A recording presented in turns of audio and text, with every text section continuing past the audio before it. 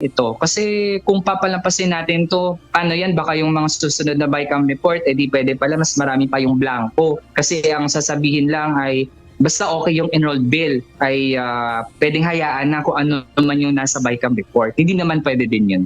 Paniniwala naman ni Pasig City Representative Roman Romulo, chairperson ng House Committee on Basic Education and Culture, limitado lamang sa typographical errors at minor corrections ang trabaho ng Technical Working Group sa BICAM report.